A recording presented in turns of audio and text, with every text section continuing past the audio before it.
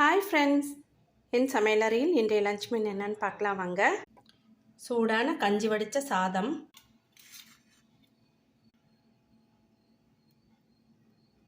உருளைக்கிழங்கு காரக்கறி,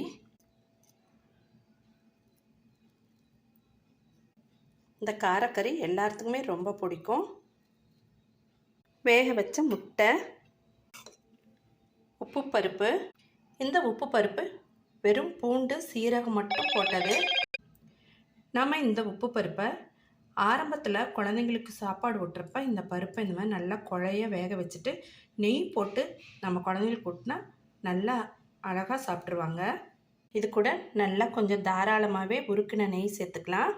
உப்பு பருப்பு சாதத்துக்கும் உருளைக்கிழங்கு காரக்கறிக்கும் அவ்வளோ ஒரு மேட்சாக இருக்குங்க.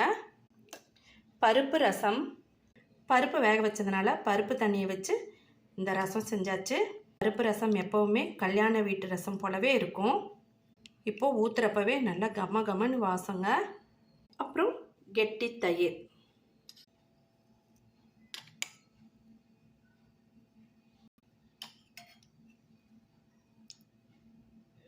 கூடவே இமாம் பசந்த் மாம்பழம்.